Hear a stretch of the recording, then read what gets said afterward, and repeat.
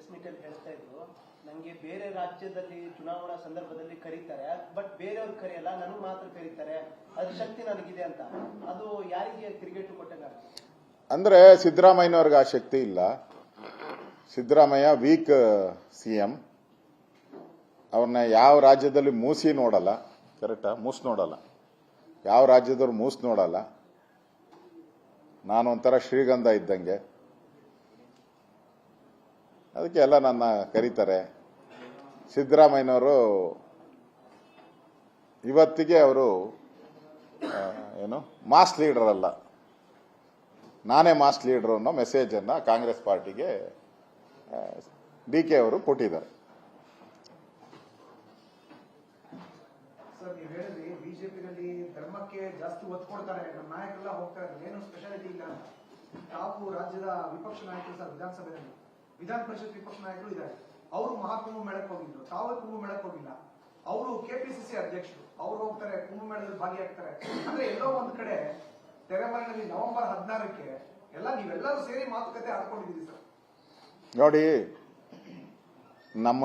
ನಮ್ಮ ಎದೆ ಬಗದ್ರೂ ಹಿಂದುತ್ವನೇ ಬರೋದು. ನಮ್ಮ ರಕ್ತದ ಒಂದೊಂದು ಕಣನೂ ಹಿಂದುತ್ವನೇ. ಅದಕ್ಕೆ ಹೆಂಗ್ ಪೂಜೆ ಮಾಡಬೇಕು, ಯಾಕೆ ಪೂಜೆ ಮಾಡಬೇಕು ಅಂತ ನಮ್ಮ ಇಂಡಿವಿಜುವಲ್ ವಿಚಾರ ಅದು. ಈಗಾಗಲೇ ನಮ್ಮ ಮನೆಯಲ್ಲಿ ನನ್ನ 2 ಮಕ್ಕಳು ಹೋಗಿ ಬಂದಿದ್ದಾರೆ. ನಮ್ಮ ಶ್ರೀಮತಿಯವರು ಈಗ ಹೋಗ್ತಾ ಇದ್ದಾರೆ. ಸೊ ಅಲ್ಲಿಂದನೇ ನಾನು 3-4 ಬಾರಿ ನೀರು ತರಿಸ್ಕೊಂಡು, ನೆನ್ನೆನು ಶಿವರಾತ್ರಿ ದಿನನೂ ಕೂಡ ನೀರು ತರಿಸ್ಕೊಂಡಿದ್ದೀನಿ. ನಾನು ಇಲ್ಲೇ ಸ್ನಾನ ಮಾಡಿದ್ದೀನಿ.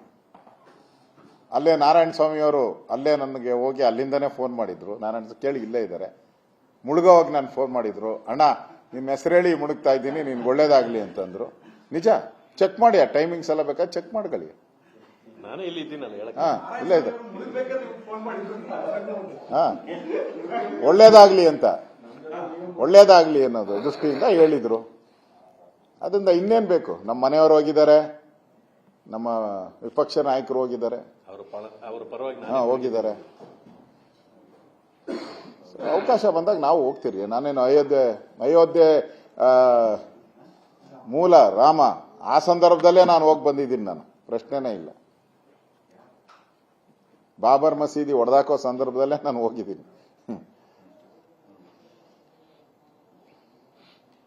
ಓಕೆ,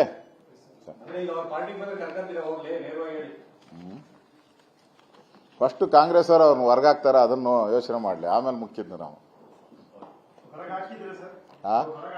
ನೋಡೋಣ. ರೇ ಜ್ಯೋತಿಷ್ಯ ಯಾಕೆ ಹೇಳಿ, ಈಗ ಹೇಳಿ. ಅವರೇ ಹೇಳಿದ್ರು ಸರ್, ಆರ್ ಅಶೋಕ್ ಅವರು ಜ್ಯೋತಿಷ್ಯ ಕಲಿತಾ ಇದ್ದಾರೆ. ನೋಡಿ, ನಾನು ಡಿ.ಕೆ. ಶಿವಕುಮಾರ್ ಅವ್ರಿಗೆ ಜ್ಯೋತಿಷ್ಯ ಹೇಳುವಷ್ಟು ದೊಡ್ಡವನಲ್ಲ. ಈಗ ಕರ್ನಾಟಕದ ಘಟಾನುಘಟಿ ಯಾರ್ಯಾರು ಜ್ಯೋತಿಷಿಗಳಿದ್ದಾರೆ ಆಲ್ ಇಂಡಿಯಾ ಲೆವೆಲ್ ಅಲ್ಲಿ, ಅವ್ರನ್ನೆಲ್ಲ ಭೇಟಿ ಮಾಡಿ ಬಂದಿದ್ದಾರೆ ಡಿ.ಕೆ. ಶಿವಕುಮಾರ್ ಅವರು. ನಾನು ಜ್ಯೋತಿಷಿ ಅಲ್ಲ.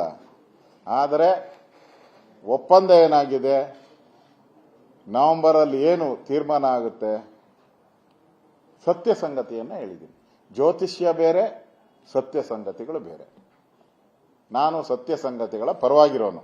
ಈ ಎಲ್ಲ ನಾಟಕ ಯಾಕೆ ನಡೀತಾ ಇದೆ? ಮತ್ತೆ ನಾನು ಹೇಳಿದ್ದು ನವೆಂಬರ್ ಸುಳ್ಳಾದ್ರೆ, ನವೆಂಬರ್ 16 ಸುಳ್ಳಾಗೋದಾದ್ರೆ ಈಗೇನು ಎಪಿಸೋಡ್ಗಳು ನಡೀತಾ ಇದೆಯಲ್ಲ, ಯಾಕೆ ನಡೀತಾ ಇದೆ? ಇದರ ಮುನ್ನುಡಿ ತಾನೆ ಇವೆಲ್ಲ. ಓಕೆ.